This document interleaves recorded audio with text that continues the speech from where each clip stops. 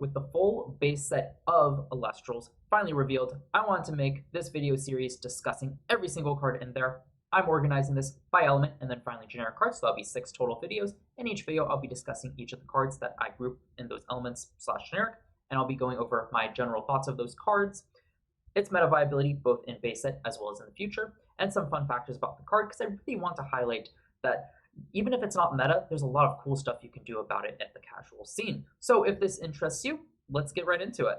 So starting off with the Earth element here, we've got a lot of really cool cards in here, and this one was actually pretty easy to group the different cards, just because there's definitely like to be a really strong mono Earth deck right out of this set. So I'm going to discuss the cards first that really kind of fit into that, and that is Tectaurus, Vysceris, Equilynx, Scythe of Demeter, Foloi Forest, Rummagem, and Earthquake. So I'm going to start off with Tectaurus here. If you want to read the card effects of here, feel free to pause and read over them. You can do that at any point. I'm not going to read them verbatim. I'm just going to assess my thoughts on them. But with that out of the way, Tectaurus is a real powerhouse because it gets 1 additional attack for every Earth Spirit on the board, both you and your opponents, which is really neat if you're in a mirror match. And it makes Tectaurus a really big attacker, and the reason that is good is because one of the most efficient ways to answer your opponent's Elestrals is just to attack over it. It technically doesn't cost you any spirits until that Tectaurus leaves the board, and with its attack being highly modular, meaning you can vary it easily by just throwing out extra cards on the board, it can hit some really great numbers.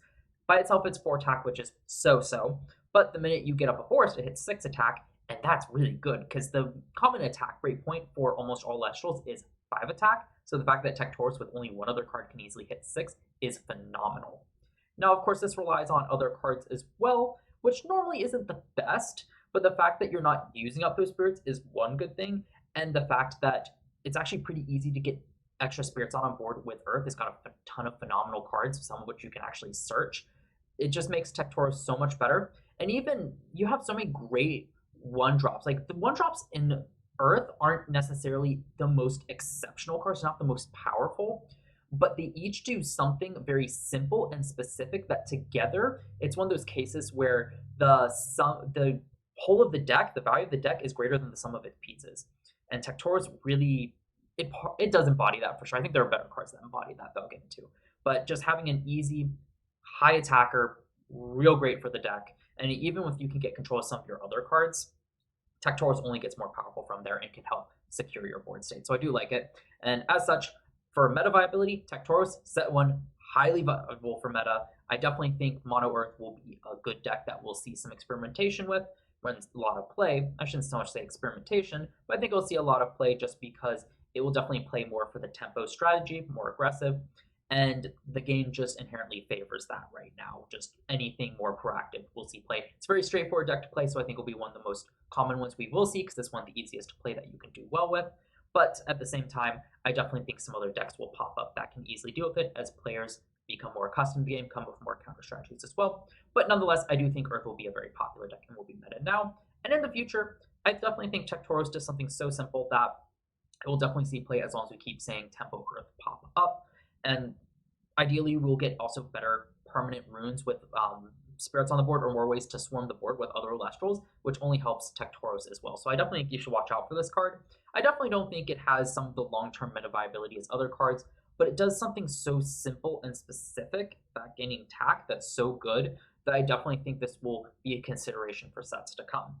And as for fun viability, of course, if you're trying to build a Earth fun deck, this might be an easy include just to get some extra attack to use attack over stuff.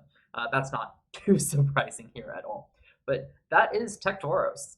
Moving on to another great attacker, we got Vysceris here. I think I pronounced it Vysceris earlier. Vysceris. It's pronounced, damn pronounced it Vysceris, so I'm going to go with Vysceris. But this is a great attacker, as this is the only Earth Elestral that can hit 5 attack by itself when it has to be properly enchanted.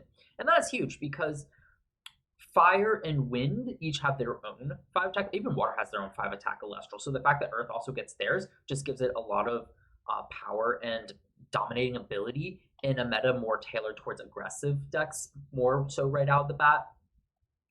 Just 5 attack is the great point you want to hit. And if Earth didn't have that, I definitely think it wouldn't be as good.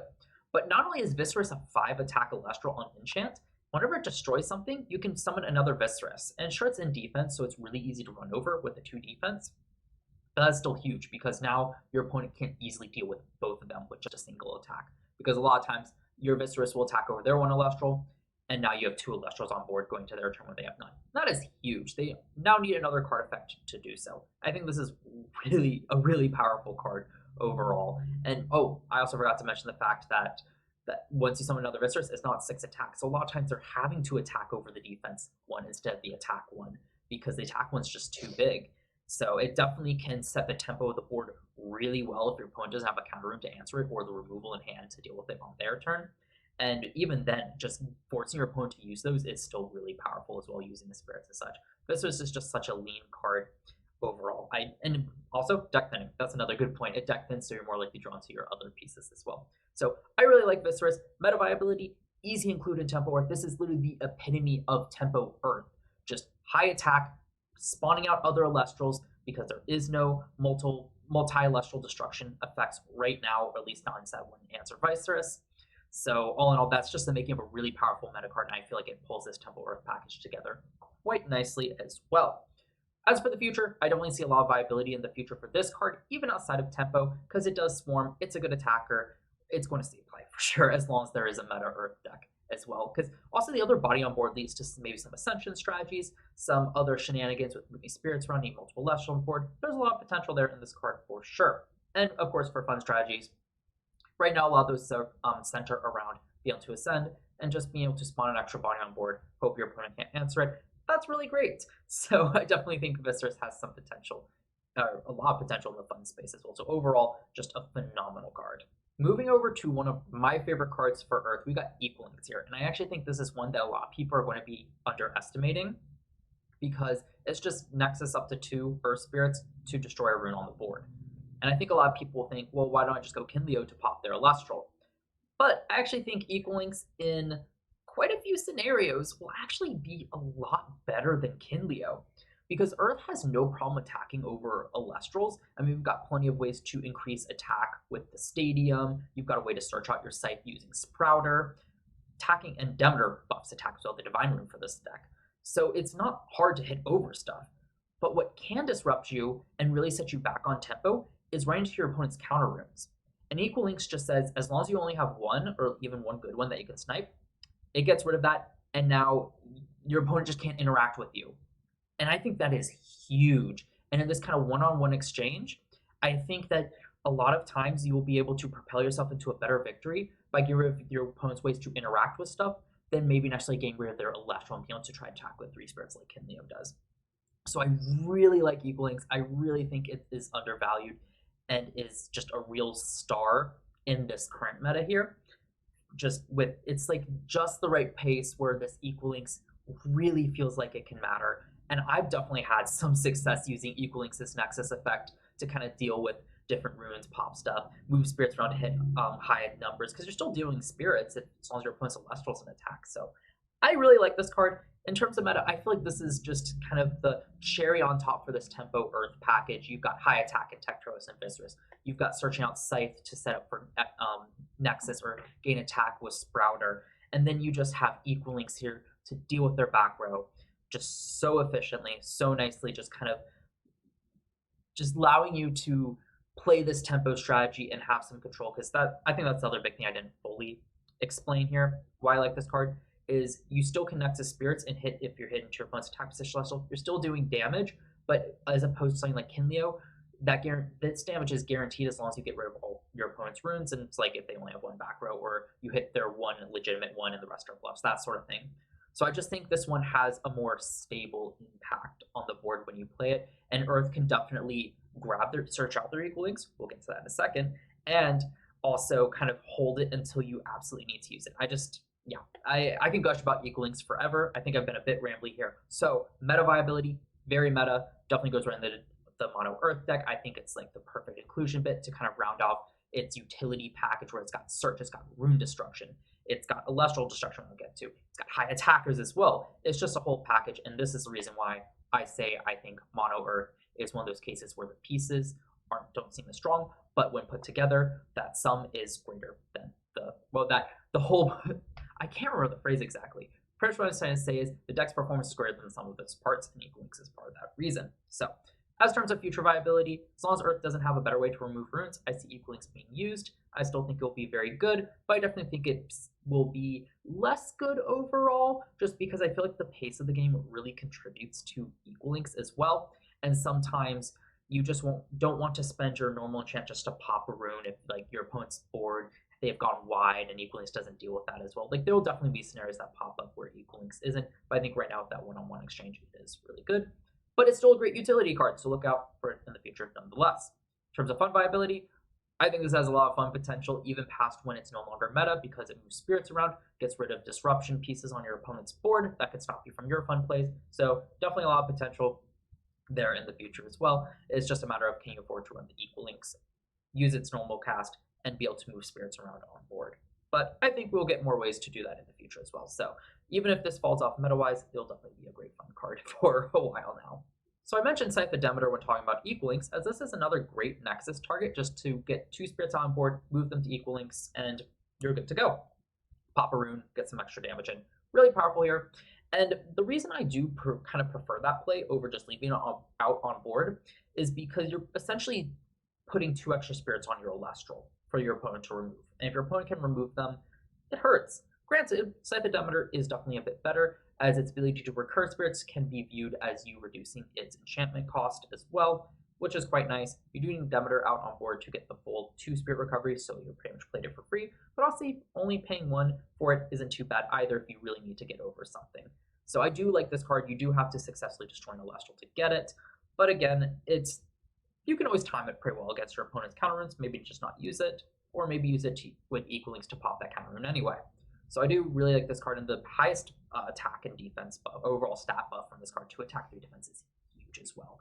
And the fact that you can search out with Sprouter means it's a great target. So I guess my summary of this card is individually, I don't think the artifact runes are that powerful. It's kind of putting a additional 2 spirit bundle into your Elestral if your opponent can deal with it. But it also has a ton of inherent synergies with Nexus, the fact that you can search it out, as I mentioned, but also fun synergies with Tectaurus as well as getting extra spirits, so it can just hit huge. So sometimes you'll definitely see those boards where you can just drop it down and deal with it and be okay with it. So as for its meta viability, it's definitely meta right now. It's a great card to search to hit the deck, give you Equilynx Nexus targets, which you want, extra spirits on board for Tectaurus, a lot of great stuff there. But I see this card falling off the minute we get a better counter rune.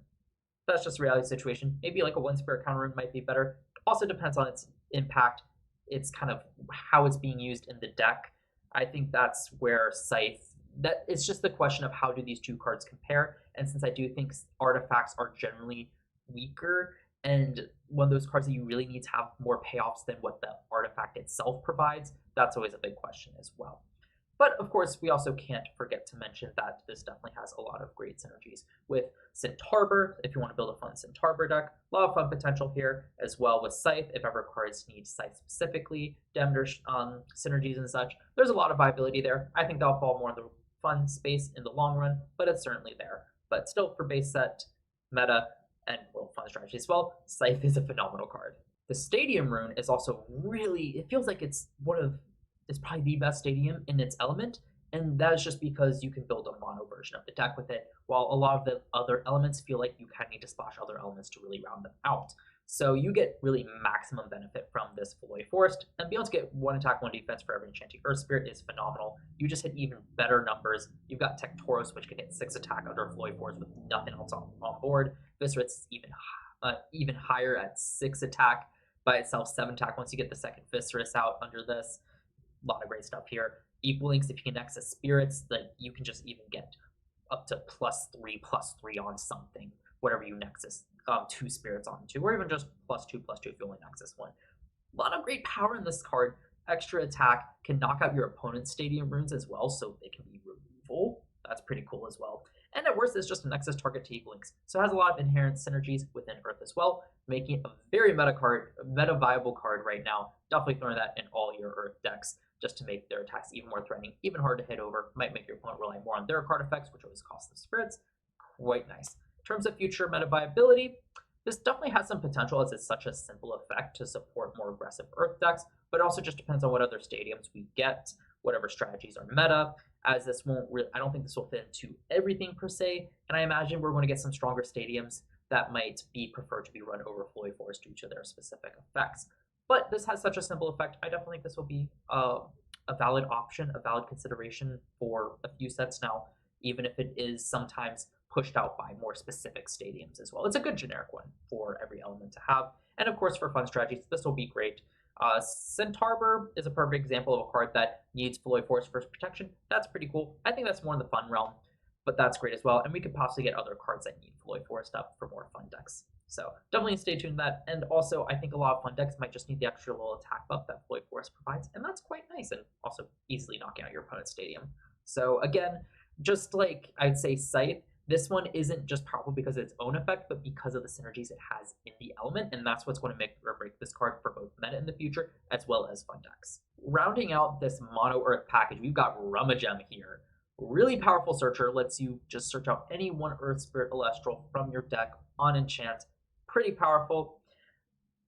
I'm still not 100% convinced this will be run in Earth because it does have a weak stat line, meaning that it is a bit tricky to answer the board with it. But at the same time, there's plenty of ways to increase your attack in Earth, Scythe, Foloi Forest, the Divine Demeter. So it's not out of the realm of possibility, and the fact that it just searches you any Earth Spirit Elestral just gives this deck insane consistency. Grab your Equilynx to deal with your opponent's back row. Grab your Tectaurus to easily hit Oversight. Grab your Vysceris to really put the pressure on your opponent. It just does that. And I feel like this card is definitely going to be best if you're going first turn 1, because you can't attack anyway, so just a great utility effect. And if you can set some counter runes with it to disrupt your opponent's plays, then you just have an extra attacker out on here. So I really like this card. For meta viability, I definitely think this has a chance as just kind of like the consistency tool to help Mono Earth just keep up that tempo play style, not brick as easily. But I do think there are some limitations with its stat line that needs more testing, but definitely has a really good effect. In terms of future meta viability, I think this card's super viable, especially once we get other strategies, maybe some slower strategies that don't care as much about stat lines, that just want to search out particular cards for next turn. Rummagem's going to be great. I feel like this just has a lot of blanket potential because it's such a great value card. Just search out any one Spirit Earth Elestral is insane. It's only going to get more powerful from here as we get more Earth Spirit Elestrals. I think the only thing this card needs to be scared about is if the meta becomes faster and you just can't afford to spend your normal enchant to play it out to search something. That is when this card will probably drop off, and most likely that also means that at that point Earth probably has some better slew of Elestrals that you can just replace this with, that you don't really need to search them out, you just need to have a good one. Still though, then if on the flip side, if the meta does slow down this card and you can spend a turn, this card's going to be nuts. So I really like it, and for fun strategies, this is phenomenal for if you need to search out specific pieces, specifically at the 1 Earth enchantment cost. This will be good, no doubt about it. I really like Rummagem. And plus, it's the only search that searches an element, which is insane. That just brings out some inherent synergies. Again, the example where if you search out with this and can get it to survive, you've got an extra Earth Spirit on board for Tectaurus. There you go. So I think there'll only be more synergies with Earth Spirits. Just spirits in general out on board. That Rummagem will feel even better as we get that specifically for Earth. But that is Rummagem. Definitely some testing to be done, but a good card overall. So final card, I think I said Rummagem was the final card. That was a slip of the tongue there. Earthquake is actually the final card to talk about with this Tempo Earth, Mono Earth package, because this is just such a lean card. Destroy an Elestral, real simple, real good. Does cost 2, but for such an easy to use effect, totally worth it. And this just allows Earth to actually have the answer to Elestrals as well. Just rounding out is just amazing utility package. And even past Mono Earth, this card's just insane. I could totally see decks opting to run 2 Earth Spirits and a few Earthquakes, 2 to 3 probably like 2 Earthquakes, just to have that easy out. Great side deck card as well if your opponent has something you really can't attack or you don't have the resources to deal with. Again, Earthquake, pop it. It's phenomenal. You can play it from ahead, you can play it from behind. Yeah, this card speaks for itself. I definitely see this card being meta now, even just past Mono Earth. I could definitely see decks signing it. I could see decks that aren't primary Earth just running this for it. And competitive viability for the future, for sure. This card needs to be power creeped for it to not be run. And yeah, I don't foresee that happening. It's just, I think the only chance this doesn't get run is if all the decks are playing cards that just can't be targeted by Earthquake. But I feel that's not going to be very likely. So phenomenal card there. Fun strategy is just a great way for them to also be able to keep up a board and it's just not immediately lose to stuff. So Earthquake, I guess the best way to put Earthquake is it is one of this, I would call a staple card from this set until it gets power cracked. So I think those are probably the most notable Earth Elestrals as they'll see meta play, but kind of moving on to the other Earth cards, I shouldn't just say Elestrals, Earth cards that kind of round out the set, because we still got quite a bit. First off, we got Titanostalk here, which is a very interesting card, as it lets you look at your opponent's hand. And while right now, I think the meta doesn't really need a card like this, it's slow enough where, I should say it's slow enough, but it's at a pace where I just don't think that information is super insane. Like, it's good to get information on your opponent's hand. Drop this on turn 1, expend 1, look at your opponent's hand, know what's coming, maybe start saying some counter strategies. Sure. But right now, I think that decks just have better things to do than get some information. But at the same time, I can't argue that this card kind of seems nuts, that as long as it survives, you can just choose to expend an Earth to get information on your opponent's hand. If they drew a lot, you can get information. You can make the best choices. That sounds pretty good. I just think the right deck needs to come along that wants that information for this card to be useful, and I just don't think that exists right now. So this card, for meta viability, I don't think it's very meta right now. I think you just have better things to do with the spirits, and sure, one spirit to get, I guess the good way to put it is one spirit to get some information. It depends on how much information you're actually getting. Turn 1, looking at 5 cards from his hand, definitely. Late game, where you're just looking at whatever your opponent drew, probably not that great. So again, that's why I say right now for meta, I don't think it's very viable. I don't think there's any decks that really need that information, want to use the resources in your normal chant to get that information.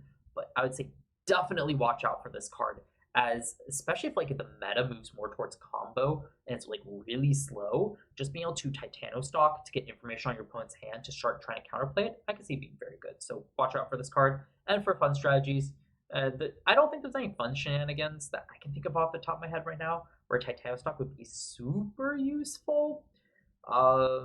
Maybe Golden Apple stuff, that's random. So I don't think, I could be wrong here. I'm sure someone could come up with something kind of nutty with this card, but the point I really want to get at is I think there is potential here to be able to abuse the information this card gets you sometime in the future, both possibly competitively, definitely in the fun sphere. So watch out for this card.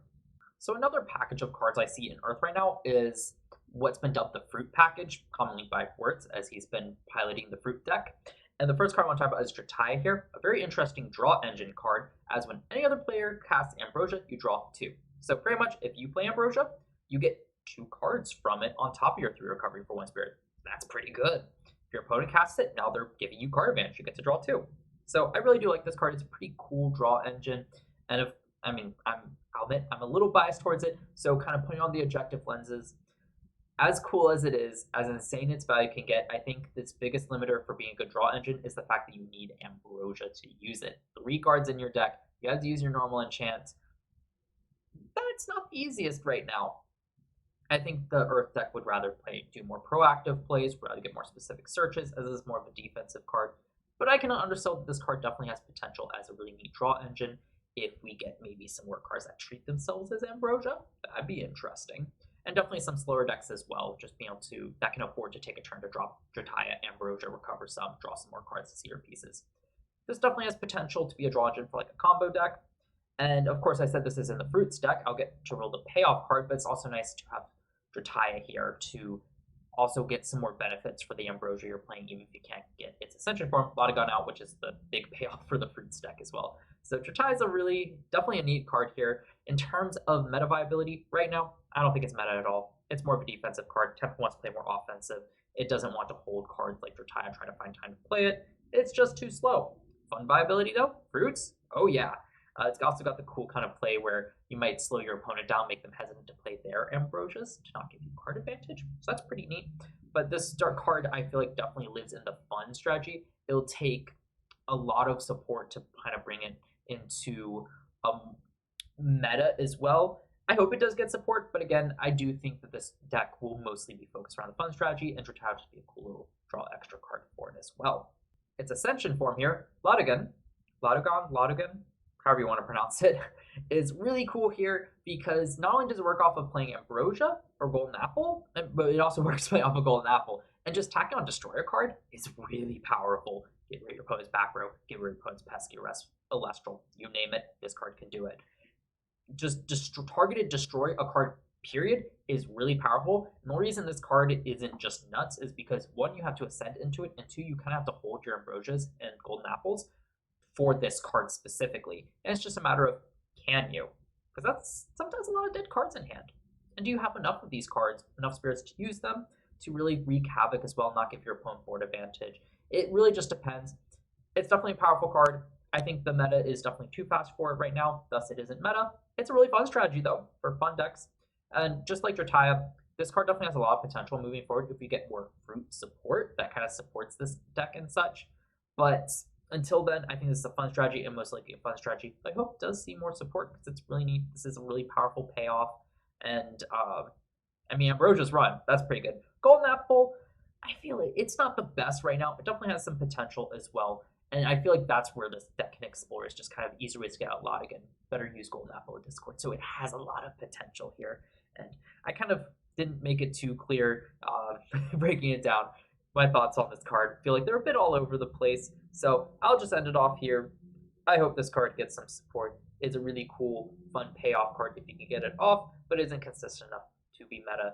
And I don't think trying to make deck space for especially Golden Apple right now for meta is that viable. But hey, just be able to destroy stuff is pretty good. So watch out for this card in the future for sure. Rounding out the cards I think really help with fruit, we got Pandicine here. And that's just because Pandicine can recur your Ambrosias and Golden Apples to keep getting effects off with Ladogon. If you still have Ladogon up at the turn after you ascend into it. So that's pretty cool. Really powerful way just to kind of grab back your pieces, be able to continue to pop stuff on board to kind of secure your board state. I quite like that. Pandicine's also way more generic than just that. Just being able to add any evoke rune from your hand to the underworld is really powerful. I think the biggest thing holding it back right now is there's not really an evoke rune that is so powerful that you want to give up your normal enchant for it, because that's kind of what Pandicine does right now, and there's not enough ways to accelerate spirits. That being said though, there's a ton of potential in this card as you get more ways to accelerate spirits to Elestrals so Pandicine doesn't sack itself off to get back the rune. As you get more powerful runes that we do want to actually recur from the underworld to use multiple times, Pandicine will see play.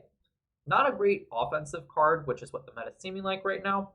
So it's not very meta viable right now, but the minute we get some insane just invoke rune, Pandicine's going to be a consideration. The minute the meta slows down and we kind of want to see more of our combo pieces or have time to get extra spirits on Pandicine will probably see play. It's a really great effect, has a lot of potential, fun strategies. The sky's the limit for this card. Just being able to grab back comp piece like with Ladogon.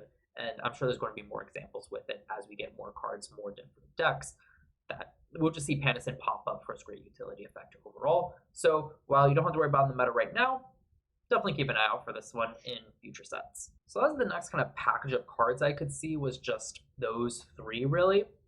So moving on to kind of the rest of the cards here, these ones either are more just kind of standalone cards that maybe need more support to build around it, or just kind of, I don't want to call them pack filler because Dan's made it very clear that you want all cards to be playable, but they're definitely the ones that feel the least impressive of the bunch and don't really, I feel like I'd rather play something else over them. Not to say they don't have some potential, but they definitely are more basic and more just kind of cards that you might throw in if you need like an extra card in your deck to do something. I'll get to this in a second, but anyway, first one I want to talk about is Barabog here. This is the card that feels like it just needs more support to support its playstyle. It's got a really cool effect taxing your opponent whenever they cast an Elestral or a rune. That's pretty neat. Really limits what your opponent does, can burn some extra spirits from it. I quite like it. It's only for Earth and Water, so obviously this would only really work if you're playing against a bunch of decks that don't run those kind of cards. It kind of hurts that Earthquake is an easy way to deal with Barabog, and Barabog doesn't even tax that. But that's not to mean there's not a lot of potential here. Again, right now, definitely not meta. Will it be meta? It'll really need the game to slow down, and I think the fact that it kind of doesn't work against 2/3 of the decks right now kind of hurts, but of course we're getting 3 new elements that could help with that as well. It's just one of those cards that I think it has a chance to see meta play, but I just don't foresee it, honestly. I think this will live amazingly in the fun space as like a cool taxing deck to kind of punish your opponent once it gets more support. And I think that's really neat. It just needs a few extra cards, some easier ways to ascend into Earth, or, well, admittedly, it's also water. Water has plenty of ways to quickly ascend into it. But even then, I just feel like both elements, especially the fusion of the two elements, kind of needs a bit more synergy to make this kind of card, this stall card, definitely more worth it. It has the groundwork for it, mostly in water. I can kind of cover that more in the water review, as you'll see. But yeah, those two decks feel really separated, except for this card. But that just means there's more cards that could kind of bring them together and give a lot of potential for Barabog in the future as well. Just a kind of cool taxing stall kind of deck that, yeah, definitely look out for that one as well. I think Barabog's a really neat card, even if I do think it will just be relegated to fun. Moving on to Clovie here. This is another draw engine card, kind of like Drataya, and it's just whenever it receives an Earth Spirit, you draw a card. Real simple, real nice. Got a nice decent defensive stat line at 4 defense, meaning it isn't always the easiest to hit over. Sometimes will survive. And right now, I just think it's a pretty weak draw engine overall. Just being able to draw one, replace itself isn't too bad. But again, it's more defensive. Meta's leaning more offense. And I still think that most decks would rather just run Rummagem. With that being said, though, I do think this card has potential. Once we can start cycling more spirits around the board, we might be able to start abusing Clovie's draw a bit more. It can be a really easy draw engine. And it's a bit more accessible than Drataya since it's just receiving Earth Spirit versus having to play a whole other card in your deck and having to see it in your hand. So I quite like that as well. So meta viability, not meta right now. I don't think this will ever be meta. I think that better draw engines will exist for Earth, but in the fun space, I definitely think this card will at some point be able to be used very well for a lot of draw to help a deck get going. I think that will be neat as well. But yeah, overall, I think Clovie's just one of those cards that it unfortunately feels just a bit underpowered. It definitely has a bit of potential there, but I just foresee this one being easily power crept as well, unfortunately. But hey, we've already seen cool bouncing spirit shenanigans with like Sparkit and Toxeon. Who's to say you can't do the same with like Clovie and like another card to just net a bunch of advantage as well? We'll just have to see. So getting to Spinymph here, I remember why I listed Barabog, Clovie, and Spinymph here is because they form more of the building blocks for a defensive style deck. They're all more defensively minded. You've got Barabog for the payoff to tax the opponent, Clovie for some extra draw and resource gain, and then Spinymph here to be just a really annoying disruption card. 5 defense is pretty good. Most stuff can't hit over it without assistance, so that's obnoxious. And the fact that even they do hit it over, you just have the option to enchant it, since attack to 0 means easy for your opponent to attack over it. And if you choose not to, it really can't do anything without your opponent trying to modulate its attack in some form. Unfortunately, I think that this card is you're going to want to opt for more permanent removal, because all your opponent really has to do to get over the Spinymph is just ascend that Elestral, or destroy the Spinymph with a rune removal effect. That really hurts it. It definitely still has a place as more of a slow disruption style card, but I imagine that most decks will find better ways to disrupt to stall than a Spinymph here, because it's also a bit expensive for what it does as well. Definitely something to remember, as if you're not ready for it, it can be really obnoxious to try to deal with, but I definitely think it's not going to be very meta, because it's not very offensive, as I've kind of outlined, and I don't think there's going to be a good Earth defensive deck or a defensive deck that really wants it. Fun decks, I could see this card having some play, as you just need a good stall card. But all in all, I think there are just better options that kind of deal with your opponent's Elestrals just a bit better than this one overall. Moving on to his Ascension form, Spinosect here. Kind of again, going along with the defensive cards, Spinosect is just a big wall that can attack using its defensive stat. 9 hits hard. It's an interesting card for sure. Just getting both the benefits of being able to attack and defend with that high stat line is really neat.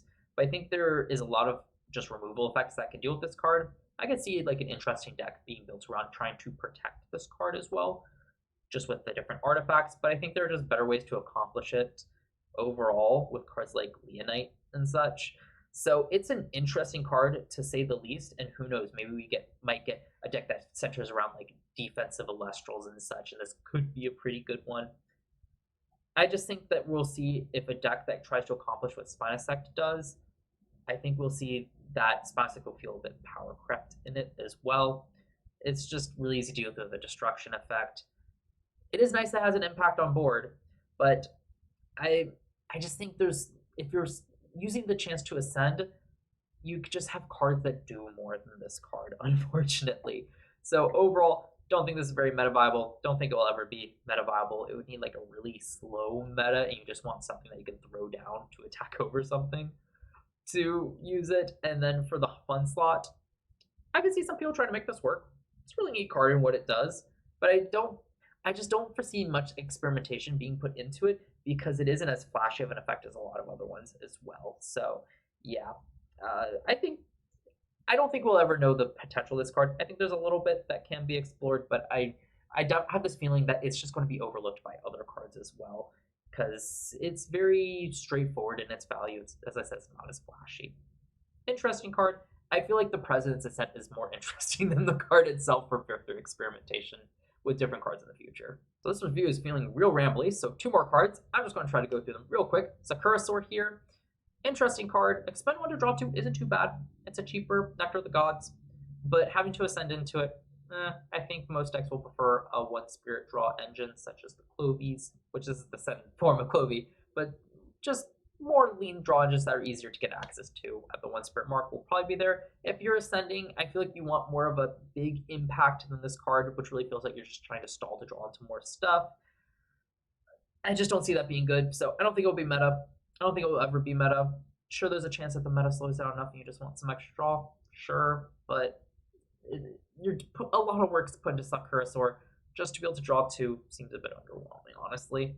Even in fun decks, unlike Spinymph, I just don't think there's much reason to go into this because it's not ending the game. What are you digging for? Unlike Spinosect that has a more proactive thing, it can attack from defense. So I just don't foresee this card really seeing play at all. Finishing up, we've got Scavagem here, the ascended form of Rummagem. And I saved this one for last because I think it's a really interesting card to talk about, but also is one of the least notable cards in Earth.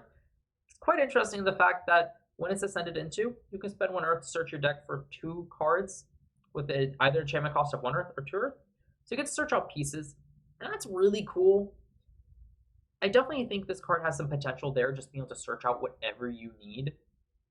Combo decks will probably like this. My only reservation is I feel like most combo decks or any deck that want this search effect would rather be on the 1 spirit or a rune cost. That this is just too slow. It requires too much setup to be able to get into. And I think that's what really hurts this card. It's a phenomenal effect, but I think it's just too slow, and I think it will always be too slow. Definitely has some potential. Maybe if a few sets down the line we get some combo deck that just wants to run the Scavagem to be able to more easily, if you have an Elestral on board, just grab your combo pieces. Sure, it definitely has some potential. But yeah, I think it's relegated to the fun category for sure. And I think even then, they're just... what are you really aiming for with this card? Wouldn't you rather just use your Ascension to go into something like, say, Temper to go your Centaur combo? That's the predicament I see this card into as well. But yeah, that is it for all the Earth Elestrals. I think it has a really good showing of cards, some interesting cards to expand upon different aspects in the future, and of course some cards that leave a bit to be desired, but that's always to be expected. And I also think it's good to have some cards that you have to kind of look at and realize why they're maybe not as good as other cards. It really helps us all better analyze cards, make better choices while deck building.